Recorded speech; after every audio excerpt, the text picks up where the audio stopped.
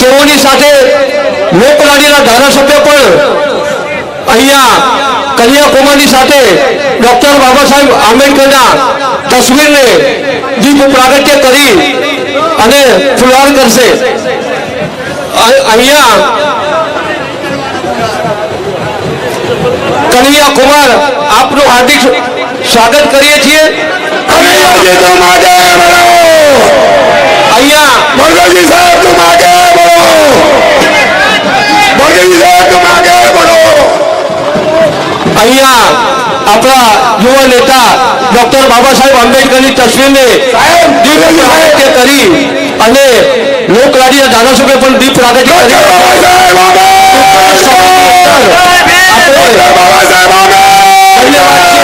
આપણા યુવા નેતા લોકલાડીના ધારાસભ્ય આપણા મસીહાની તસવીરે દીપ પ્રાગટ્ય કર્યું અને તમામ યુવા કાર્યકર સાથે અહીંયા દીપ પ્રાગટ્ય કરી રહ્યા છે। કન્યાકુમાર આપનો ખૂબ ખૂબ આભાર। કોંગ્રેસ શહેર વતી તરફથી આપ અમારા આગળ પધાર્યા છો।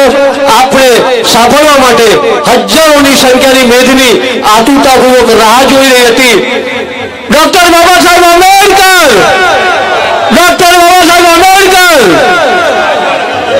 અહીંયા કન્યાકુમાર પોતે ડોક્ટર બાબા સાહેબ આંબેડકરની તસવીરને દીપ પ્રાગટ્ય કરી અને ફુલહાર વિધિ કરી રહ્યા છે।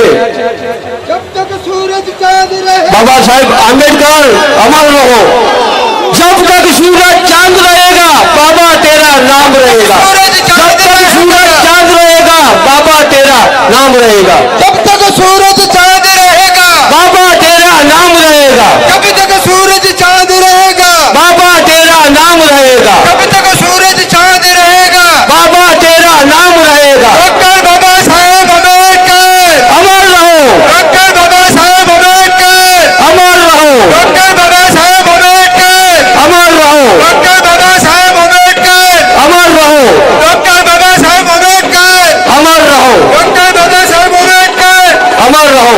जब तक सूरज चांद रहेगा,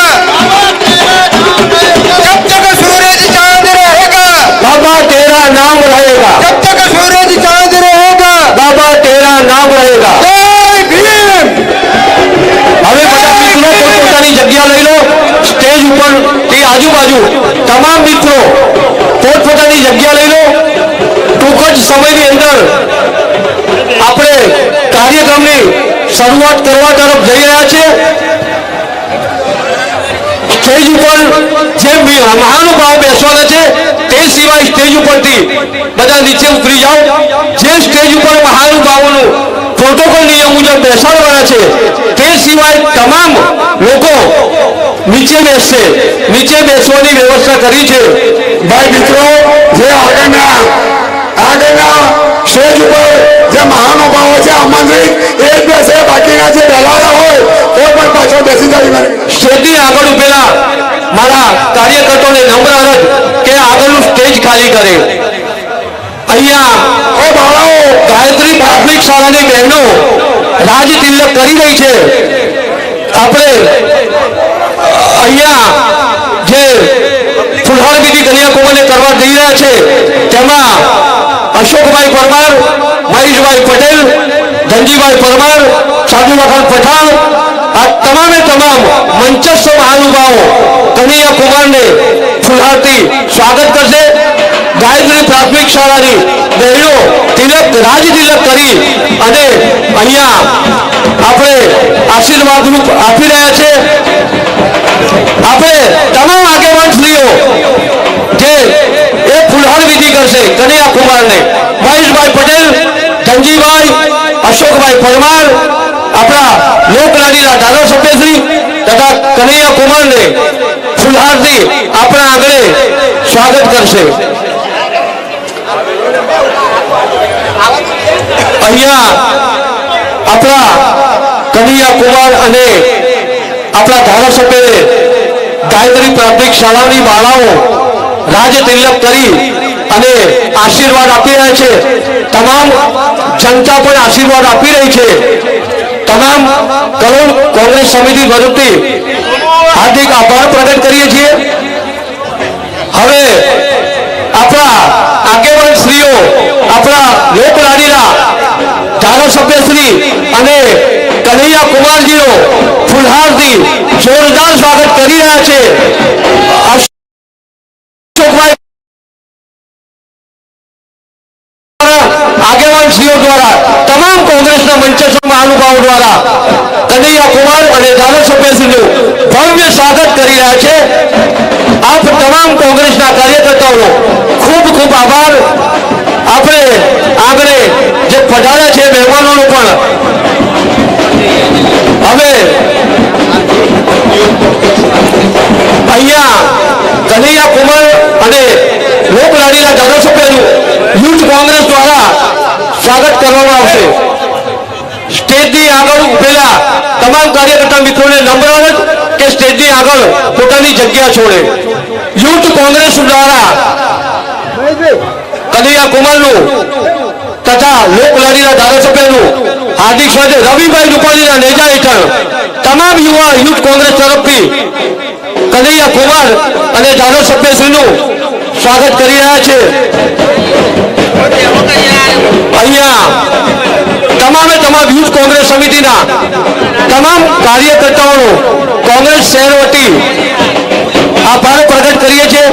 આભાર રવિભાઈ રૂપાણી અને આપણી ટીમ.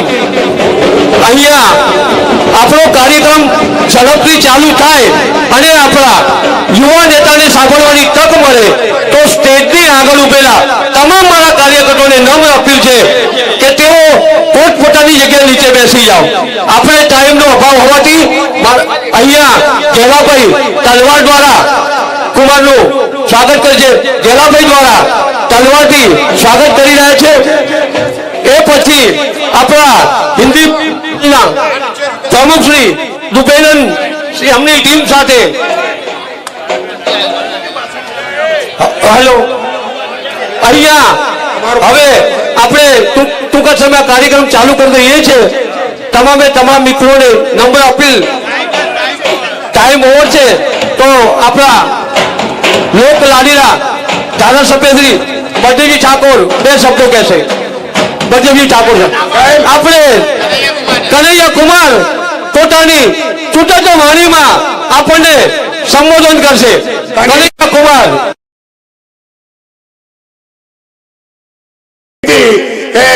ટાઈમનો અભાવ છે પણ ફુલાર સાહેબ બહુ લાયા છે એટલે બધાને ફુલાર કરવાની ઈચ્છા છે પણ ટાઈમ નથી એટલે બધાને માફ કરીએ છીએ ભાઈ, બધાને માફ કરીએ છીએ. હવે તમામે જનતાનું પણ પાખડીઓથી અમે સ્વાગત કરીએ છીએ. હવે આપણા યુવા નેતા કનૈયા કુમાર પોતાની આગવી છટામાં આપણની કલોલની જનતાને સંબોધશે. કનૈયા કુમાર અમારા કલોલમાં આપણું હાર્દિક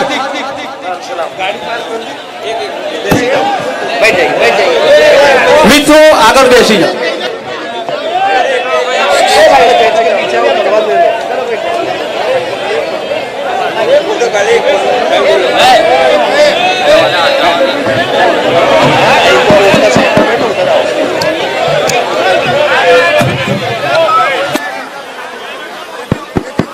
इससे बात करें, કરાવજો सब पे काम करेगा. એક મિનિટ ભાઈ સોનુભાઈ એ ફુલાર લાગી જાઓ.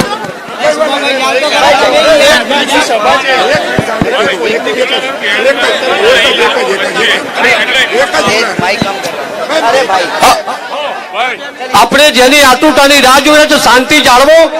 આપણા યુવા નેતા આપણને સંબોધવા તરફ જઈ રહ્યા છે. આપણે પોતે સંયમ રાખી અને બેસો શાંતિથી.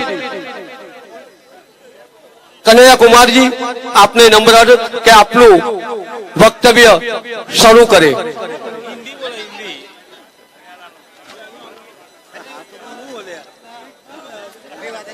મારા તમામ મિત્રોને નમ્ર અરજ કે ટૂંકો સમય છે, આપણે ચૂંટણી આચાર સંહિતામાં રહીને કરવાનું છે તો મહેરબાની કરીને હવે સ્વાગત વિધિ બંધ કરે.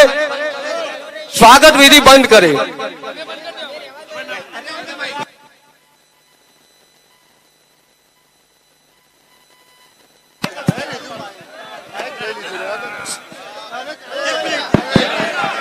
आवाज आ रही है?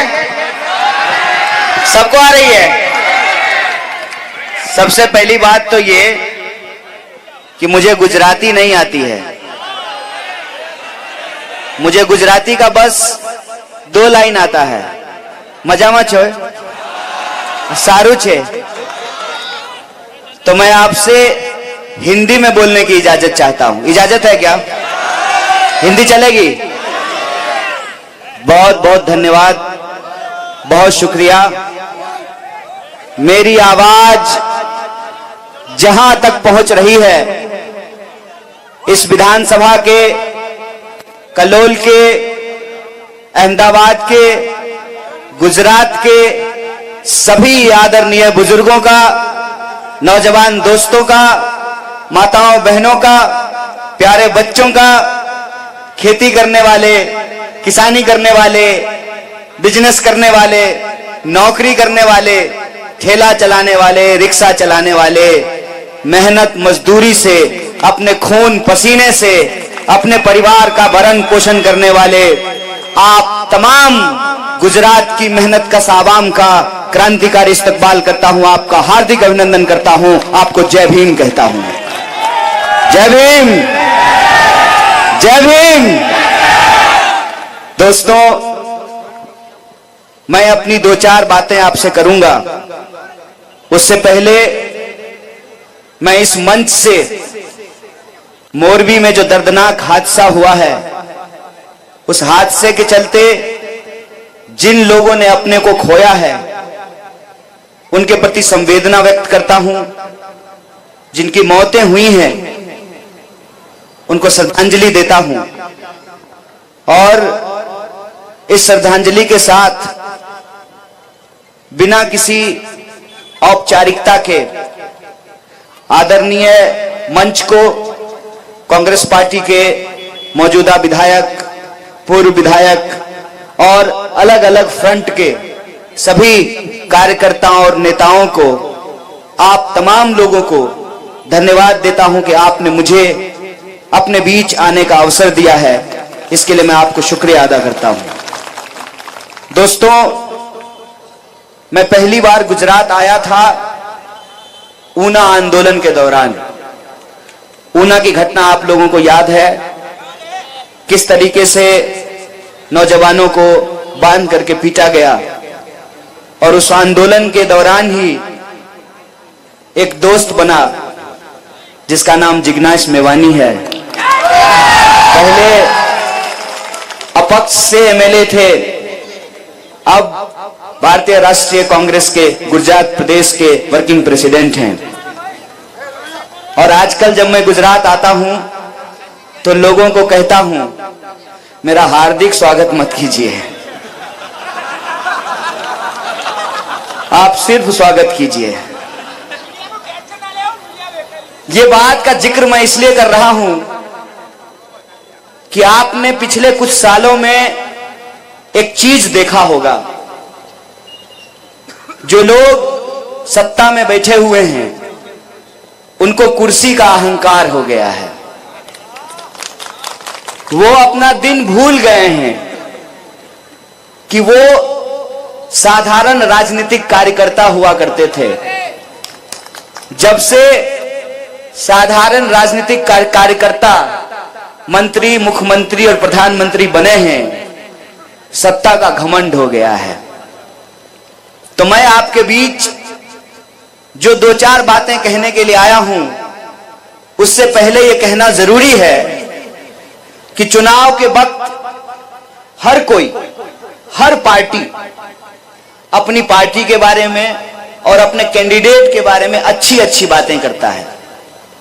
और जब अच्छी अच्छी बातें हो जाती है, तब जो आपका सबसे बहुमूल्य चीज है, वोट, वो आपसे मांगता है। और जब आप उसकी बातों में आ जाते हैं, उसको अपना वोट दे देते हैं, फिर वो आपको भूल करके सब कुछ करता है। तो मैं आपके सामने यह बात स्पष्ट कर दूं कि मैं वो बात नहीं करने आया हूं जो हमारे कैंडिडेट के बारे में है। मैं वो बात नहीं करने के लिए आया हूं जो हमारी पार्टी भारतीय राष्ट्रीय कांग्रेस के बारे में है। मैं इस देश का एक साधारण नौजवान होने के नाते, यहां जो माताएं बैठी हुई हैं उनका बेटा होने के नाते, यहां जो बुजुर्ग बैठे हुए हैं उनका बेटा होने के नाते, और यहां जो नौजवान हैं उनका दोस्त होने के नाते, मैं वो बातें करना चाहता हूं जो आपकी बातें हैं, जो आपकी सच्चाई है, जो आपका हकीकत है। मैं समझता हूं कि जिस समस्या से लोग पूरे देश में जूझ रहे हैं, उन समस्याओं से कहीं ना कहीं आप भी परेशान हो रहे हैं। तो आपका और हमारा रिश्ता भले खून का ना हो, लेकिन दर्द और संघर्ष का जरूर है। इसीलिए मैं जो आपसे बातें करूंगा वो बातें आप रोज झेलते हैं, क्योंकि हमारी समझदारी यह है कि कोई बाहर से आकर के आपको क्या समझाएगा। यूपी से आके, आसाम से आके, दिल्ली से आके, हैदराबाद से आकर के कोई गुजरात के लोगों को क्या समझाएगा कि उसको क्या करना चाहिए। जो लोग यहां रहते हैं वो 365 दिन यहीं रहते हैं। चुनाव में तो अलग अलग तरह के जीव जंतु आते हैं, घूम करके खा पी करके हेलीकॉप्टर उड़ करके चले जाते हैं। आपको तो यहीं रहना है, आप यहीं सांस लेते हैं, तो हवा कैसी होगी उससे आपका फेफड़ा कैसा होगा ये तय होता है। आप पानी कौन सा रोज पीते हैं उससे आपको कौन सी बीमारी होगी ये आप जानते हैं। आपकी गली की सड़कें बनी हैं कि नहीं बनी हैं, पीने का पानी मिलता है कि नहीं मिलता है, बिजली आती है कि नहीं आती है, स्कूल में पढ़ाई होती है कि नहीं होती है, किसानों को उनके फसल का दाम मिलता है कि नहीं मिलता है, मजदूर को मजदूरी मिलती है कि नहीं मिलती है, पढ़ने लिखने के बावजूद बच्चों को नौकरियां मिलती हैं कि नहीं मिलती है, नौकरी मिलती है तो ठेके पे मिलती है कि परमानेंट मिलती है, वो आप जानते हैं। इसीलिए मैं जो आपसे बातें करूंगा ना, वो रूस और यूक्रेन की युद्ध के बारे में नहीं करूंगा। अगर हम आए हैं आपके बीच तो आपकी तकलीफ की बात होनी चाहिए। यहां अहमदाबाद में लोग जमीन खरीद नहीं रहे हैं और कश्मीर में जमीन खरीदने की बात हो रही है। यहां देश में सबसे ज्यादा महंगी बिजली लोगों को खरीदनी पड़ रही है। 22 बार पेपर लीक हुआ है कि नहीं हुआ है? पेपर लीक हो रहा है रोज यहां पे। जब भ्रष्टाचार होगा, पुल टूटेगा, तो गुजरात के लोगों को जान गंवानी पड़ेगी, रूस के लोगों की जान नहीं जाएगी। आपकी जो समस्या है, उन समस्याओं से निजात पाना, उन समस्याओं से छुटकारा दिलाना, यह सरकार की जिम्मेवारी है। हम सरकार को टैक्स देते हैं, नमक खरीदते हैं उसमें भी टैक्स देते हैं, चप्पल खरीदते हैं उसमें भी टैक्स देते हैं। सर से लेकर पांव तक अपनी जिंदगी में हम जो भी इस्तेमाल करते हो, हर चीज के ऊपर सरकार को टैक्स देते हैं। और हमारे टैक्स के बदले में सरकार की यह जिम्मेवारी है कि हमारे लिए चलने के लिए सड़क बनाए। यहां सड़क बनती नहीं है, टोल पहले वसूलना शुरू कर देते हैं। आप सोचिए कि जब आप गाड़ी खरीदते हैं तब भी आप रोड टैक्स देते हैं, और जब उस गाड़ी को लेकर के रोड पे जाएंगे तब भी आपको टोल टैक्स देना पड़ता है। ये कौन सा कानून है भैया? इंसान होने की सजा 2-2 बार लोगे क्या? आप हर चीज के ऊपर टैक्स देते हैं। तो ये सरकार की जिम्मेवारी है कि वो आपके लिए चलने के लिए सड़क बनाए। जब आप बीमार हो तो आपके लिए अस्पताल हो, आपके बच्चों की शिक्षा के लिए स्कूल हो। आपकी जिंदगी की जरूरतों को पूरा करना और आपको सुरक्षा देना, यह सरकार की जिम्मेवारी है। सरकार आजकल जिम्मेवारी नहीं उठाती है, चुनाव के वक्त लोगों को डराती है, डर की राजनीति करती है। चुनाव के वक्त लोगों को उनके पहचान के आधार पर लड़ाती है।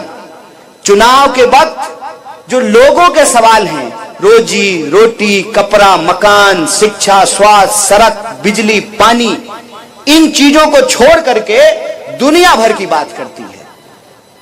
हमको आपको इस बात पे विचार करना पड़ेगा कि वो कौन सी ऐसी ताकत है, वो कौन सी ऐसी शक्ति है जिसके चलते गृह मंत्री को कल्लोल में आकर के सभा करना पड़ता है। वो कौन सी ऐसी शक्ति है कि 5 साल में एक बार हमारे गांव में हेलीकॉप्टर दिख जाता है ऊपर से चलते हुए। वो ताकत है डॉक्टर बाबा साहब भीमराव अंबेडकर का दिया हुआ संविधान। और इस संविधान के चलते, इस संविधान ने आपको एक ताकत दी है कि हेलीकॉप्टर पर उड़ने वाला का भी वोट एक, अब पैदल चलने वाला का भी वोट, तिलक लगाने वाला का भी वोट, और टोपी पहनने वाला का भी वोट, महिला का वोट, पुरुष का वोट, फॉर्च्यूनर पर चलने वाले का, साइकिल पर चलने वाले का। ये अगर वोट का अधिकार नहीं होता ना तो कोई भी आपके बीच नहीं आता। अगर राजा का बेटा राजा बनता रहता तो चुनाव नहीं होते। और चुनाव 5 साल में इसलिए होता है कि आप ये तय कर सकें कि सरकार 5 साल में क्या काम की है। और अगर सरकार ने काम नहीं किया है तो आप सरकार को बदल दें। रोटी को 5 मिनट क्या अम्मा तवा पे छोड़ देंगे तो क्या होगा? 27 साल से आप लोग रोटी छोड़ दिए हैं, पलट ही नहीं रहे हैं। और उसी का नतीजा है कि सत्ता का अहंकार पैदा हो गया है। वो ये भूल गए हैं कि लोकतंत्र में सरकार चुनने का अधिकार जनता को होता है। टीवी स्टूडियो में सरकार नहीं बनता है। टीवी स्टूडियो में सरकार बन रहा है। अगर टीवी स्टूडियो में ही सरकार बनना है तो फिर चुनाव क्यों होना है? क्यों चुनाव होता है? आप देखिए, बार बार आपके मोबाइल में एक मैसेज आ रहा है कि भाजपा जीत रही है। बार बार टीवी में यह दिखाया जा रहा है कि भाजपा जीत रही है। जब जीत ही रही है तब चुनाव क्यों हो रहा है? जानते हैं ये क्यों होता है? ये इसलिए होता है कि जब आप सुबह उठते हैं, मोबाइल खोलते हैं और उस पर एक प्रचार आए, ठंडा मतलब कोका कोला, फिर आप तैयार होते हैं, काम करने के लिए घर से बाहर निकलते हैं तो बड़ा सा बोर्ड लगा हुआ है, तेंदुलकर जी कह रहे हैं ठंडा मतलब कोका कोला। दोपहर होगी, आपको प्यास लगेगी ना तो अपने आप आपके दिमाग में म्यूजिक बजेगा, ठंडा मतलब, और आप दुकान पे जाकर के क्या करेंगे? ए भैया एक कोका कोला दे दो। ये जो बार बार आपको प्रचार करके बताया जाता है ना, तो धीरे धीरे आपका दिमाग भी मान लेता है कि ठंडा मतलब अगर कोका कोला होता है तो हमारे पुरखे बेवकूफ थे कि लस्सी पीते थे। बताइए, जो बात हर बार दिखाई जाती है जरूरी नहीं कि वो बात सच होती है। दिखाया तो टीवी में यह भी जाता है कि फेयर एंड लवली लगाने से मुंह गोरा हो जाता है। कितने लोगों का हुआ है? एक आदमी हमको बता दीजिए जिसका फेयर एंड लवली लगाने से मुंह गोरा हो गया हो। अगर ऐसा है तो मेरे पास एक भैंस है, मैं उसको फेयर एंड लवली लगा देता हूं, देखते हैं वो गोरा हो जाता है। ये प्रचार है। मैं प्रचार की बात नहीं कर रहा हूं, और न मैं आपके बीच में प्रचार करने के लिए आया हूं। मैं आपके बीच में आपके वोट का जो अधिकार है ना, मैं प्रचार के नहीं आपके अधिकार की बात करने के लिए आया हूं। और यह अधिकार अगर हमारे पास नहीं होता ना तो रास्ते में हमको मिले थे जय शाह के पप्पा, जा रहे थे सायरन बजाते हुए, वहीं करते हुए, तो वो मुझे जेल में डाल देते। पता है उनके आंख में आंख डाल करके सवाल क्यों पूछते हैं क्योंकि यह संविधान जितना इस देश के गृह मंत्री को अधिकार देता है, उतना ही अधिकार इस देश के किसान के बेटे को देता है कि सत्ता से आंख में आंख डाल करके सवाल पूछे कि बताओ 27 साल से सरकार चला रहे हो, अब भी लोगों को डरा रहे हो। 2022 में चुनाव हो रहा है, 2002 का गाना क्यों बजा रहे हो? क्यों 2002 का गाना बजा रहे हो? इसलिए बजा रहे हो ना, 2022 में 2002 का गाना इसलिए बजाया जा रहा है ताकि कोरोना की बात भूल जाए। यह गाना इसलिए बज रहा है ताकि कोरोना की बात नहीं हो, ताकि लोग ये सवाल नहीं पूछें कि कोरोना में गुजरात के अंदर 4 लाख लोगों को अपनी जान गंवानी पड़ी, कौन है इसके लिए जिम्मेवार? आपको हम टैक्स दे रहे हैं ना, हर चीज पे टैक्स दे रहे हैं। आपको हम टैक्स दे रहे हैं तो हमको ऑक्सीजन का सिलेंडर क्यों नहीं मिल रहा है? अहमदाबाद के सिविल अस्पताल में जब लोग तड़प रहे थे तो उनको ऑक्सीजन का सिलेंडर क्यों नहीं मिल रहा था? रोगियों के लिए एम्बुलेंस क्यों नहीं मिल रहा था? और जिनकी दर्दनाक मौतें हुई उनको कब्रिस्तान और शमशान में जगह क्यों नहीं मिल रहा था? कौन लेगा इसकी जिम्मेवारी?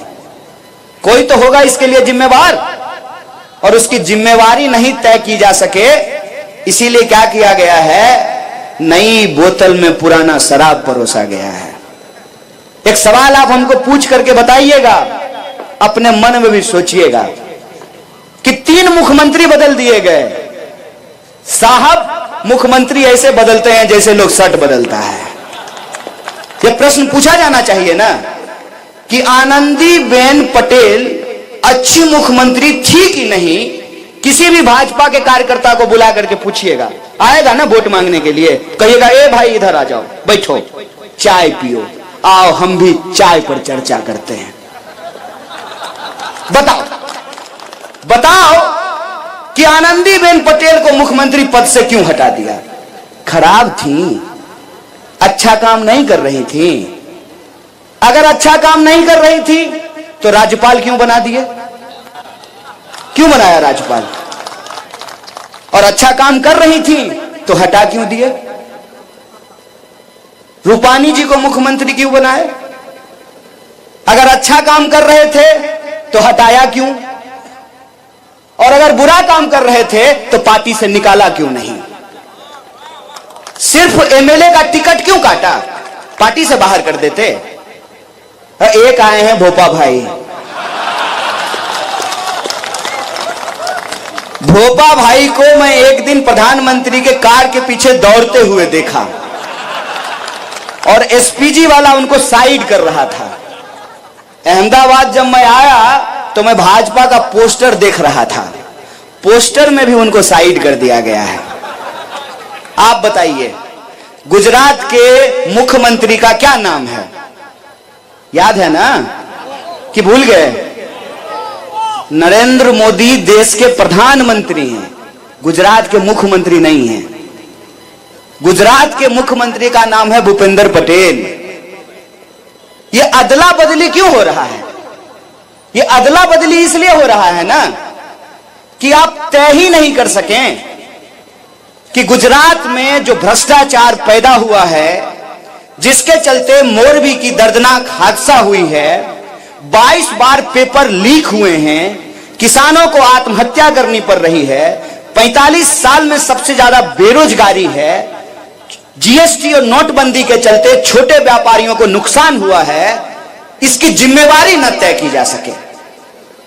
इसीलिए अदला बदली हो रही है ताकि यह झूठ बोला जा सके। हर मंच में जाकर के जैसा का पप्पा बोल रहा है कि तुमको जो है मंत्री बना देंगे। अरे भाई, कितना मंत्री बना दोगे? अव्वल तो सरकार आएगी तब ना मंत्री बनाओगे, बिना सरकार आए ही मंत्री बना दोगे। गुजरात की सरकार बीसीसीआई थोड़ी है कि अपने बेटा को सेक्रेटरी बना दोगे। जनता वोट देगी तब ना, बहुमत आएगा तब ना, सरकार बनेगी तब ना। हर एमएलए को जाकर के, अभी वो एमएलए हुआ भी नहीं है, मंच में जाके कह रहे हैं कि इसको वोट दीजिए तो हम इसको जो है मंत्री बना देंगे। अरे भाई, ये बताओ ना कि घड़ी बनाने वाली कंपनी को पुल बनाने का ठेका क्यों दिया? ये बताओ कि प्रश्न पत्र लीक कैसे हो रहा है। ये बताओ कि किसानों को उनके फसल का दाम क्यों नहीं मिल रहा है। ये बताओ कि यहां पे कुपोषण क्यों है। ये बताओ कि नौजवानों को रोजगार क्यों नहीं मिल रहा है। अव्वल तो ये बताओ कि 400 का सिलेंडर 1000 रुपए में क्यों बिक रहा है। प्रधानमंत्री का एक भाषण सुन रहे थे। प्रधानमंत्री जी को हम बहुत प्यार करते हैं, आपको मालूम है कि नहीं। I love him. नहीं, सीरियसली बोल रहे हैं। पता है क्यों? क्योंकि ये इस इंसान के चलते संभव हो पाया है, डॉक्टर बाबा साहब भीमराव अंबेडकर के चलते। अगर इस देश में ऐसा संविधान नहीं होता ना, अगर पंडित जवाहरलाल नेहरू नहीं होते, अगर महात्मा गांधी नहीं होते, अगर सरदार पटेल नहीं होते, तो नरेंद्र मोदी भी चाय बेचने वाले इस देश के प्रधानमंत्री नहीं होते। तो एक बार वो भाषण दे रहे थे, उन्होंने कहा कि मैं 2-3 किलो गाली खाता हूं। महाराज साहेब, आप तो गाली खा लेते हैं, आप बताइए कि हम थाली कैसे खाएं। हमारे थाली में कैसे 200 रुपए नींबू खरीद करके हम खाएं, कैसे 250 रुपए किलो दाल खरीद के खाएं, कैसे 250 रुपए किलो तेल खरीद के खाएं। इस सवाल का जवाब हमको दे दीजिए। और हम ये समझना चाहते हैं कि आपके इस कथन का क्या मतलब था कि न खाऊंगा न खाने दूंगा। आप तो गाली खा रहे हैं, हमको थाली नहीं खाने दे रहे हैं। यही जब चर्चा हो रही थी तो भाजपा का मेरा एक दोस्त बोला, देखो छोटी छोटी बातें मत करो, छोटा बात मत बोलो। महंगाई बहुत छोटी बात है उनके लिए, बड़ी बड़ी बातें करो। बड़ी बातें मतलब रूस की बात, यूक्रेन की बात, बड़ी बातें करो। हम बोले बड़ी बातें कर तो लेंगे, लेकिन उससे हमारे जीवन पे असर क्या पड़ेगा ये बताओ। उन्होंने कहा कि कुछ मत कहो, प्रधानमंत्री जी यूक्रेन का युद्ध बंद कराने में बिजी हैं। हम बोले प्रधानमंत्री जी यूक्रेन का युद्ध बंद करा रहे हैं, 1000 रुपए सिलेंडर के चलते हमारा चूल्हा बंद हो रहा है। आप तय कर लीजिए। मैंने आपको पहले ही कह दिया, मेरी ये हैसियत नहीं है कि मैं आपको समझाऊं। अरे हमारी हालत तो खुद ही खराब है। बिहार यूपी से आकर के यहां अहमदाबाद में रोजगार लेते हैं, तो हम आपको क्या कहेंगे। लेकिन आप सोचिए, आपके ही नाम पर, गुजरात के नाम पर, जहां पर महान मोहनदास करमचंद गांधी पैदा हुए, सरदार वल्लभ भाई पटेल पैदा हुए, एक से एक संत और महात्मा पैदा हुए, उस महान भूमि के नाम पर जो धोखा हुआ है ना साहब, उस धोखा का जवाब अगर कोई दे सकता है तो गुजरात की जनता दे सकती है। और यह जिम्मेवारी आपके कंधे पे है कि आपको तय करना पड़ेगा कि जब चुनाव हो रहा है और लोकतंत्र में चुनाव हो रहा है, जनता को अगर चुनाव करना है तो यह चुनाव किस मुद्दे पर होगा। अगर इस देश के गृह मंत्री को अपने बेटा के भविष्य के बारे में सोचने का अधिकार है, तो जूता सिलने वाले को भी अपने बच्चे के बारे में सोचने का अधिकार है। अगर मंत्री बनने से किसी का बेटा टैलेंटेड हो सकता है, बीसीसीआई का सेक्रेटरी हो सकता है बिना क्रिकेट खेले ही, तो इस देश के आम लोगों को भी यह अधिकार है कि उसके बच्चे को शिक्षा मिले और शिक्षा लेने के बाद उसकी योग्यता के आधार पर उसको काम मिले ताकि वो आत्मसम्मान से अपनी जिंदगी को जी सके। सारे मुद्दे गायब कर दिए गए हैं। महंगाई की कोई बात नहीं हो रही है, बेकारी की कोई बात नहीं हो रही है, किसानों के आत्महत्या की कोई बात नहीं हो रही है, महिला सुरक्षा की बात नहीं हो रही है। कहां से होगी महिला सुरक्षा की बात। देश में 16 मिनट में एक महिला के साथ बलात्कार होता है और देश के गृह मंत्री लॉ एंड ऑर्डर की बात कर रहे हैं। कहां से होगी महिला सुरक्षा की बात जब सरकार में बैठे हुए लोग बलात्कारियों को संस्कारी बताएंगे। तो आप बताइए कि महिला सुरक्षा की बात कैसे होगी। इसीलिए ये जिम्मेवारी आपके कंधे पे है। आपको यह तय करना है कि गुजरात के चुनाव से क्या संदेशा जाना चाहिए। जब मैं आ रहा था तो एक पत्रकार ने पूछा कि आपके हिसाब से गुजरात में क्या होगा। हमने कहा कि गुजरात में सिर्फ दो चीज हो सकती है। एक तो जो चल रहा है ना वही चलेगा, जो हो रहा है वही होगा। दूसरा, गुजरात में परिवर्तन होगा। और गुजरात में परिवर्तन अगर कोई कर सकता है, और यह बात मैं नहीं कह रहा हूं, यह बात भाजपा को पता है कि गुजरात में परिवर्तन अगर कोई पार्टी कर सकती है तो उस पार्टी का नाम भारतीय राष्ट्रीय कांग्रेस है। और 2017 के चुनाव में आप लोगों ने देखा है कि कैसे 200-400 के चलते सरकार बनते बनते रह गई। इसीलिए परिवर्तन करना है, उसका निर्णय आपको लेना है। 27 साल में जो हो रहा है वही होता रहे, उसका निर्णय भी आपको लेना है। अगर परिवर्तन करना है तो एक बात हमको समझनी पड़ेगी कि समाज में दो तरह के मत हैं। दो तरह के मत हैं। एक मत है जिसको अगर आप इतिहास के दृष्टिकोण से देखना चाहते हैं तो वो मत सरदार वल्लभ भाई पटेल का गुजरात मॉडल चाहता है। दूसरा मत है जो जय शाह के पप्पा का गुजरात मॉडल चाहता है। दो मत हैं। पहले मत के हिसाब से मोरबी में जो घटना हुई उसमें सरकार की कोई जवाबदेही नहीं है। जय शाह का पप्पा मॉडल वाला कि चोर को भगा दिए और चौकीदार को जेल में डाल दिए, यही हुआ ना। दूसरा जो मत है उसके हिसाब से भ्रष्टाचार हुआ और इसमें सरकार की लापरवाही है।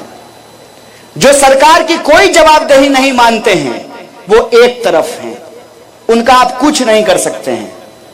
आप कितना भी बीन बजा लीजिए उनके ऊपर कोई असर नहीं होने वाला है, क्योंकि जो सो रहा है उसको जगा दीजिएगा हिला डुला के। और जो सोने का नाटक कर रहा है, क्या रे बुतरू, स्कूल जब जाने का मन नहीं होता है तो जबरदस्ती सोने का नाटक करते हो ना। जो सो रहा है उसको आप जगा देंगे, जो सोने का नाटक कर रहा है उसको आप नहीं जगा सकते हैं। तो जो जागे हुए लोग हैं ना, जो दूसरे मत के हैं, जो ये मानते हैं कि भ्रष्टाचार हो रहा है, जो ये मानते हैं कि प्रश्न पत्र का लीक होना लॉ एंड ऑर्डर का फेलियर है, जो मानते हैं कि 400 का सिलेंडर 1000 में बिकना ये महंगाई है, जो मानते हैं कि सबसे ज्यादा बेकारी का होना समाज की सबसे बड़ी समस्या है, वो दूसरे मत के लोग हैं। और ये जो दूसरे मत के लोग हैं ना, ये अगर एकजुट रहें तो गुजरात में परिवर्तन होने से कोई नहीं रोक सकता। इस बात को याद रखिएगा। वो चाहे जितना भी इधर उधर की बात कर लें, जबरदस्ती भावना को भड़काने की कोशिश कर रहे हैं, जबरदस्ती। अभी हमारे राष्ट्रीय अध्यक्ष ने एक उदाहरण दिया, उस उदाहरण के हिसाब से उन्होंने समझाने की कोशिश की कि भाई अलग अलग चुनाव होता है, वार्ड का चुनाव अलग होता है, पंचायत का चुनाव अलग होता है, विधानसभा का चुनाव अलग होता है, लोकसभा का चुनाव अलग होता है। ये विधानसभा का चुनाव है। विधानसभा के चुनाव में हो ये रहा है कि मोदी जी हो गए हैं ग्लोबल लीडर, देश में रहते ही नहीं हैं, अमेरिका, लंदन इधर उधर घूमते रहते हैं। तो उनका ध्यान अब अहमदाबाद, सूरत, गुजरात के राजकोट पे नहीं है। अपना कोट टाइट और लंदन में हाय हाउ आर यू। तो वो ना अब देख ही नहीं रहे कि गुजरात में क्या हो रहा है। तो वो हो गए हैं इंटरनेशनल। एक पार्टी आई है दिल्ली से, उसको होना है नेशनल। लोकल तो यही है ना, बलदेव जी, ये है लोकल। तो अब आपको तय करना है कि आपको क्या करना है। हमारे अध्यक्ष ने जो है एक उदाहरण दिया, टूट पड़ी पूरी की पूरी बीजेपी। अरे ऐसा कैसे बोल दिया, अरे ऐसा कैसे बोल दिया, और मर्यादा की बात करने लगे। मैं आपको याद दिलाऊं याद आ जाएगा। टीवी में बैठ करके मेरे सामने भाजपा के प्रवक्ता ने मोदी जी को देश का बाप बोला। बोलिए, देश का अपमान है कि नहीं है? अपमान है ना। मोदी जी को देश का बाप बोलने वाले भाषा की मर्यादा सिखा रहे हैं। कहते हैं ना, जिसके पास खुद ही 75 छेद हो वो दूसरे का छेद गिना रहे हैं। जिनका घर खुद शीशे का हो ना, उनको दूसरे के घर पे पत्थर नहीं मारना चाहिए। बीजेपी से आप भाषा की मर्यादा की बात करते हैं। असली मसला यह है कि हमारे अध्यक्ष का नाम यदि मल्लिकार्जुन खड़गे की जगह मल्लिकार्जुन अंबानी होता ना, तो चरण चाट रहे होते। यही हकीकत है। तो ये बात का बतंगड़ बना रहे हैं। बात का बतंगड़ क्यों बना रहे हैं? क्योंकि इनके पास कोई मुद्दा नहीं बचा है। 27 साल से आप सरकार चला रहे हैं। बच्चा जो पैदा हुआ वो 27 साल का हो गया। 5-6 साल वैलेंटाइन डे मना लिया, आई लव यू टू। शादी हो गई, अब उसके बच्चे हो गए हैं। इतने साल से कांग्रेस की सरकार नहीं है, तब भी हर मंच पे जाकर के, हर रैली में जाकर के कांग्रेस को गालियां निकाल ली हैं। तो मेरे मन में एक ही सवाल आता है कि पैदाइशी बेशरम है कि सुबह सुबह कोई चूरन खाते हैं बेशर्मी का। अरे जिसकी सरकार है 27 साल से, उसकी जिम्मेवारी तय होगी ना। और पूरे धैर्य के साथ 27 साल से भारतीय राष्ट्रीय कांग्रेस लगातार चुनाव हारने के बावजूद आपके बीच में गुजरात में एक मजबूत विपक्ष की भूमिका निभा रही है। अगर मजबूत विपक्ष की भूमिका नहीं निभा रही होती ना, तो ऊना आंदोलन में डट करके सरकार से लड़ने वाला जिग्नेश मेवानी भारतीय राष्ट्रीय कांग्रेस में नहीं होता। कोई भी जो लड़ने वाला है, संघर्ष करने वाला है, जो सत्ता के सामने दलाली नहीं करता है, लोभ नहीं करता है, बिकता नहीं है, वो आज राहुल गांधी के नेतृत्व में भारत को बचाने की लड़ाई लड़ रहा है। इसीलिए यह बात भाजपा को पता है कि अगर उसको कोई हरा सकती है तो भारतीय राष्ट्रीय कांग्रेस हरा सकती है। और आप इतिहास उठा करके देख लीजिए, कोई भी ऐसी पार्टी जो गुजरात में परिवर्तन का दावा कर रही है, उसका हकीकत क्या है? आम आदमी पार्टी दिल्ली में किसको हरा के सरकार बनाई? कांग्रेस को। पंजाब में किसको हरा के सरकार बनाई? भाजपा को हराई है। और भाजपा चुनाव हारी राजस्थान में किससे? मध्य प्रदेश में चुनाव हारी किससे? छत्तीसगढ़ में चुनाव हारी किससे? और 2017 में चुनाव हारते बच गई किससे? इतना सीधा गणित है महाराज। आप तो गुजरात के हैं, आपका गणित इतना बढ़िया है। जो 2, 4, 5, 7, 8 सीट का अंतर था ना, उसको अगर 10, 20, 50 सीट का अगर आप अंतर कर दिए होते तो मोटा भाई का सूटकेस काम नहीं करता। छत्तीसगढ़ की सरकार नहीं पलटी क्योंकि जोरदार बहुमत था। मध्य प्रदेश की सरकार पलट गई क्योंकि बॉर्डर पे खड़े थे। तो आपसे यही गुजारिश करना चाहते हैं, मत स्पष्ट रखिए। या तो जो चल रहा है ना, चलने दीजिए, जियो धन धना धन। बढ़िया सिस्टम है ना। ना रहेगा बांस, ना बजेगी बांसुरी, ना रहेगा सरकारी संस्थान, न लेनी पड़ेगी सरकारी नौकरी। बेटा बन जाएगा बीसीसीआई का सेक्रेटरी और आप ढोल बजाते रहिए। 45 साल में देश से सबसे ज्यादा बेरोजगारी है, इस बात को याद रखिएगा। बड़ी मुश्किल से पेट काट करके जो है माँ बाप अपने बच्चों को पढ़ाते हैं कि बच्चे को नौकरी मिलेगी तो घर बनाएंगे, गाड़ी खरीदेंगे, वॉशिंग मशीन आएगा। आपके घर में वॉशिंग मशीन नहीं है, भाजपा के दफ्तर में लगा हुआ है। जिस कांग्रेस को भ्रष्टाचारी बोलते हैं, जिस कांग्रेस के नेता को भ्रष्टाचारी बोलते हैं, जब तक वो कांग्रेस में रहता है तब तक भ्रष्टाचारी है। बीजेपी का खेस ओढ़ते जो सदाचारी बन जाता है। यही हो रहा है ना। आपको विचार करना है, परिवर्तन करना है, तो आपके सामने एक विकल्प है, भारतीय राष्ट्रीय कांग्रेस का विकल्प। और जो चल रहा है फेयर एंड लवली, तो इंतजार कीजिए कब मुंह गोड़ा होगा। डराने का जो धंधा चल रहा है, तो इंतजार कीजिए कि आपका डर कब खत्म होगा। अरे गुजरात में सरकार बना दिए, वार्डर बना दिए, एमपी बना दिए, मुख्यमंत्री बना दिए, प्रधानमंत्री बना दिए, अब क्या कीजिएगा? अमेरिका का राष्ट्रपति बना दीजिएगा क्या? तो नेताओं का ही भविष्य सुधरता रहेगा, जनता का क्या होगा लोकतंत्र में? इस बात का निर्णय लेना पड़ेगा। और ये याद रखिएगा, ये वही देश है जिस देश के लोगों ने नंगे पांव, खाली बदन अंग्रेजों के टैंक के सामने खड़े हो गए और 200 साल की गुलामी को उन्होंने समाप्त कर दिया था। इस बात को याद रखिएगा। याद रखिएगा कि ये जमहूरियत, ये लोकतंत्र गिफ्ट में नहीं मिला है, लोगों को अपनी जिंदगी कुर्बान करनी पड़ी है।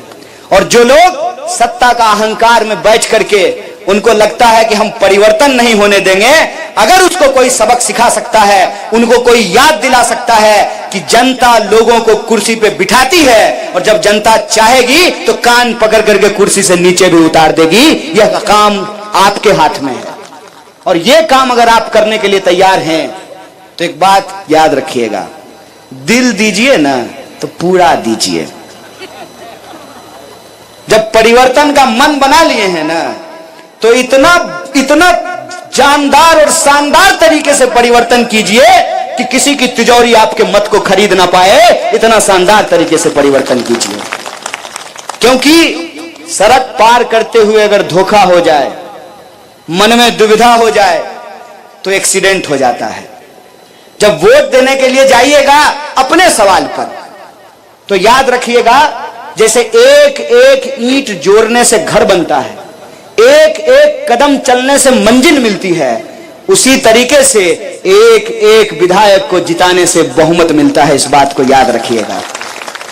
और जब ये परिवर्तन का बहुमत आप देंगे, तो मैं आपसे नेता की तरह नहीं, मैं फिर कह रहा हूं, आपके बच्चे की तरह, एक साधारण कार्यकर्ता होने के नाते, भारतीय राष्ट्रीय कांग्रेस का एक सिपाही होने के नाते, मैं आपसे ये जरूर प्रॉमिस करता हूं, ये वचन देता हूं कि जो 8 वचन भारतीय राष्ट्रीय कांग्रेस ने लिया है उसको हम पूरा करेंगे।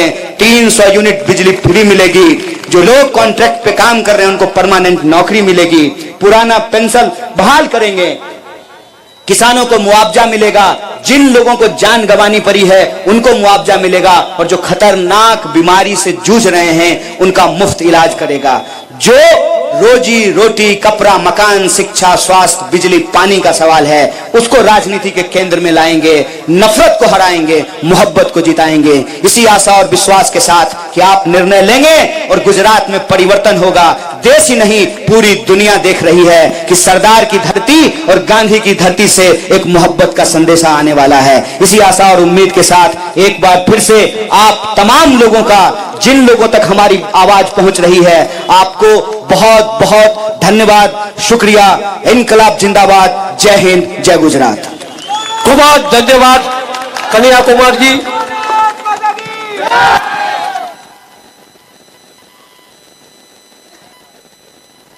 अपना कार्यक्रमની